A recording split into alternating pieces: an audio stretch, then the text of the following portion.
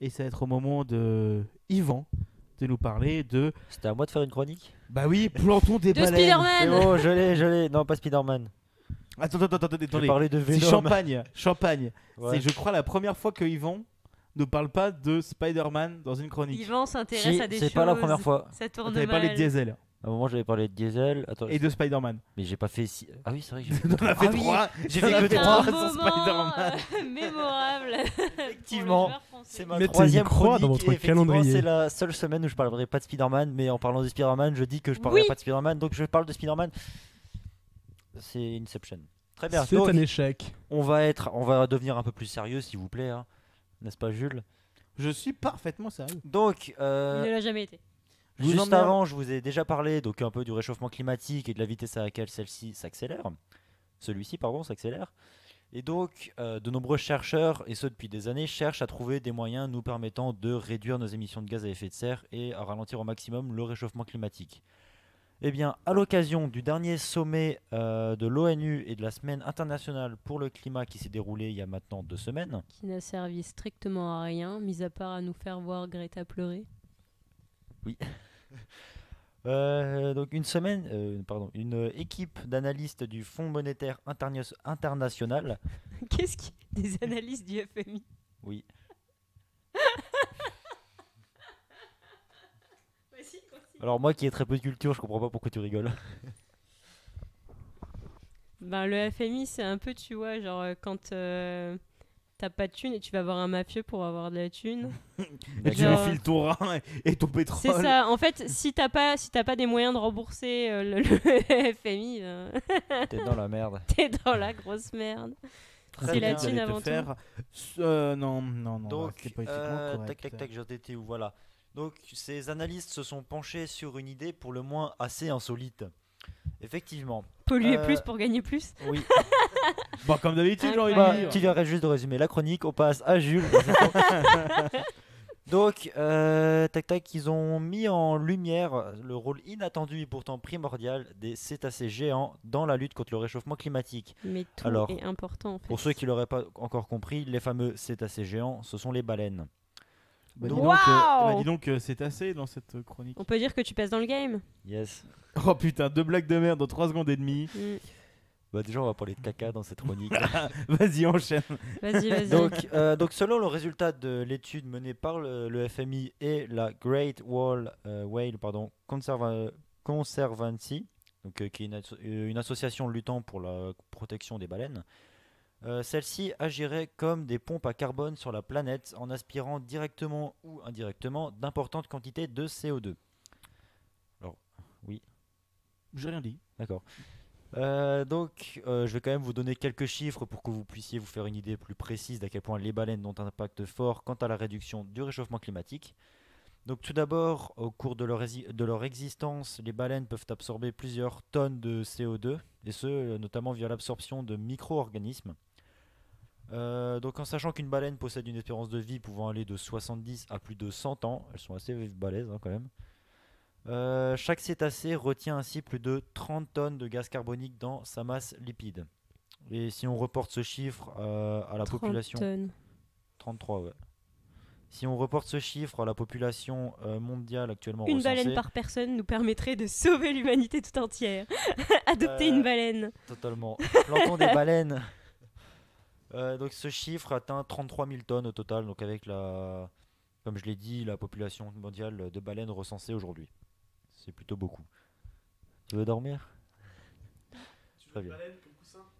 Donc Ah. il s'agit donc là d'une véritable prison à CO2 qui, d'ailleurs au décès de l'animal, sombre au fond de l'océan et emprisonne le gaz pendant plusieurs siècles. Génial. Bon, Attends, ça veut dire que les corps d'animaux morts, ils vont au fond de la flotte. bah, Et ça fait du pétrole. pour les animaux marins, la plupart, oui, je pense. What the fuck? Je pensais que genre, tu sais, la peau se dissolvait ou... D'accord. Et du coup, du pétrole qui serait utilisé par les générations futures pour faire des mêmes conneries que nous. Yes. Yes. Et tu vois, ça Enfin, c'était un s'il y a- câble. S'il y a des générations futures, bien entendu. Oui, c'est ça. De toute façon, on va tous mourir dans 20 ans. Voilà. C'était la fin, point positif. De toute façon, dans 50 ans, on est mort et même si on arrive à survivre, on n'a pas de retraite. Donc, Comme le dit- On est comme mort le- dans tous les cas. De toute façon, On aura comme plus le, d'eau parce que de toute façon, dans donc, 30 ans, il n'y en aura plus. comme le dira le grand philosophe Didier Super, On va tous crever. Voilà. Donc les analyses du FMI sont allées jusqu'à estimer la valeur marchande, avec de gros guillemets, je le rappelle, Oui, puisque c'est de le chaque FMI. animal. Et donc si on combine le prix du CO2 actuel et la valeur écotouristique des baleines, chacune d'entre elles vaudrait environ 2 millions de dollars, ce qui porterait ainsi la valeur de la population mondiale à plus de 1 milliard de dollars. C'est beaucoup. Et c'est à ce moment-là que tu te rends compte qu'il n'y a plus beaucoup de baleines. Oui, plus beaucoup du tout. Et que tu te dis parce que ça ne fait que 1 milliard. Alors, juste avant, je vous ai cité le chiffre de 33 tonnes de gaz carbonique stocké par baleine durant toute sa vie, mais ça prend en compte que le CO2 directement ingéré par l'animal durant sa vie. Donc le FMI et le GWC, donc c'est le Great Whale Conservatory, je sais pas, j'ai plus. Donc ils ont également mis en perspective un autre atout produit par les baleines et qui possède un impact environnemental plus important, leurs excréments. Donc en effet, alors riches en azote, en phosphore et en fer, les matières fécales des cétacés peuvent flotter à la surface de l'eau, ce qui constitue une énorme réserve de nourriture pour le phytoplancton, donc un organisme végétal microscopique capable de puiser du CO2 dans l'atmosphère pour vivre. Pas de questions, c'est bon. Du Non. caca. Voilà. Et rappelons, comme le dirait le grand philosophe Eric, le caca c'est délicieux. Pardon. Donc ce phytoplancton est ainsi capable à lui seul d'absorber plus de 40% des réserves de CO2. J'en connais un qui est parti. Je D'avoir un rage kit. Je crois que je sais qu'est-ce qu'il a fait et je ferai pas de commentaire. Tac, j'en étais où? Oui, donc le phytoplancton est ainsi capable à lui seul d'absorber plus de 40% des réserves de CO2 présentes à la surface de la Terre, ce qui correspond à plus de 4 forêts amazoniennes, ce qui est beaucoup. Un petit peu beaucoup, on va pas se mentir. Donc pareil, je vais encore vous donner quelques chiffres pour vous donner une idée plus précise. Donc ça correspondrait à 1,7 milliard de tonnes de gaz carbonique évacuées de l'atmosphère chaque année. Donc oui, alors rapidement, donc ce chiffre, je pense qu'il vous dit pas grand-chose à première vue, c'est normal, moi non plus. Mais il y a Science et Avenir qui a fourni une bonne comparaison pour se donner une bonne idée. Ce chiffre est supérieur à toutes les émissions carboniques annuelles du Brésil. Brésil qui n'est pas forcément le plus économisateur, je sais pas si ça se dit, en termes Économique. économe, voilà. En termes d'émissions de gaz. Hein. Et donc, ma chronique c'est déjà fini, mais avant tout, je tiens quand même à rappeler que cette étude a précisé que même si la population de baleines augmentait, et même augmentait beaucoup, ça n'aurait pas un impact aussi fort que celui des arbres, qui sont totalement indispensables au bon fonctionnement de l'écosystème de la planète. Un bon exemple, tout simplement, si les arbres disparaissaient demain, nous n'aurions plus d'oxygène et on mourrait tous. C'est un bon exemple. Mais il précise également que ce rapport permet de mieux se rendre compte de la contribution des cétacés dans la lutte contre le réchauffement climatique. Oui, mais après, il faudrait peut-être commencer à éviter de donner une valeur marchande à Oui, tous les êtres sur la planète. Oui, ça aussi, ça m'a un peu choqué sur le coup, mais ouais, c'est... Parce qu'en fait, le problème, c'est que c'est ce qu'on t'apprend en fait quand tu fais de l'économie au lycée. C'est que si tu veux, quand tu as la croissance, etc., tu as les externalités négatives et en fait, tu as la pollution qui va là-dedans. Mais en fait, il y avait toujours ma prof qui me disait, par exemple, tu peux pas donner une valeur à un coucher de soleil, tu vois. C'est quelque chose qui te fait plaisir et tu peux pas donner un prix à ça. Et en fait, Si, 52 € au restaurant. et du coup, en plus du prix de la note. si ça disparaît, tu vois, tu perds des choses en fait qui sont pas comptabilisées en fait de manière marche. C'est comme ça, ça n'a À tes aucun souhaits. prix. Et si, 10 000 € par an. À tes souhaits, Émilie. Alors, je voulais préciser quelques petits trucs pendant que tu parlais, mais j'ai complètement oublié ce que je voulais préciser. Donc, ouais, déjà, un truc qui m'a bien fait plaisir quand j'ai fait mes recherches. Oula. Donc, en fait, tout simplement, vous allez sur Google Images, vous tapez cétacé géant. Vraiment, la deuxième image, c'est l'image d'une baleine échouée sur la plage.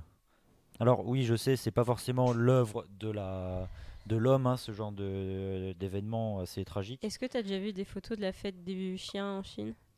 Non. Non, mais Émilie, Regarde, non, les- mais non, mais je les ai non, mais regardés pas- hier. non, mais non. C'est Elle pour m'en ça a que je parlé, préfère non. les chats. T'as en fait des carcasses de chiens ouvertes Non, avec mais, les os et tout. Je crois que j'avais déjà vu un truc comme ça, effectivement, et c'est assez horrible. dégueulasse. Puis Ouais. t'as plein de chiens dans des cages. T'as jamais vu des cas de jeu aussi miteuses que ça, quoi. Les trucs tiennent pas en place. Nous rappelons que ce Ah. podcast est tout public.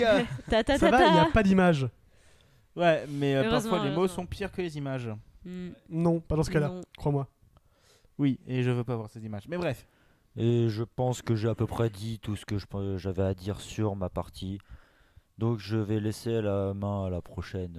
Bah, c'est les coups de cœur ensuite. Non Ouais. À la limite, le petit truc que je peux préciser, c'est peut-être la définition d'écotourisme, parce que je sais pas si ça parle à tout le monde. Vas-y, vas-y. Donc, bon, j'ai trouvé plusieurs définitions de l'écotourisme, mais celle qui me va, enfin celle que je trouve qui est la meilleure, c'est celle de la Société internationale d'écotourisme. Et en gros, il s'agit d'une forme de tourisme alternative axée sur la découverte du patrimoine naturel et culturel, incluant une dimension éducative, tout en favorisant les activités des populations locales. Ouais, mais du coup, est-ce que si tu jettes tes papiers de chocolat, etc., en visitant les trucs locaux, Eh ben, déjà, c'est je- considéré comme de l'écotourisme? Ben, je commencerai par te dire, désolé pour le mot, que c'est des connards ceux qui font ça. Oui. Ne Oui, jetez pas mais- vos papiers par la fenêtre ou dans la nature et n'abandonnez pas vos animaux, bande de Et putes. est-ce que c'est toujours de l'écotourisme si tu viens en avion pour visiter l'endroit? Ha! Chais! Non, mais vous savez, Vous avouerez le que- tourisme, Waouh! voyez. Je l'ai cloué le bec, le pauvre. Aujourd'hui, Yvan est carrément décédé. Oui. Ouais. Bah, comme tous les jours.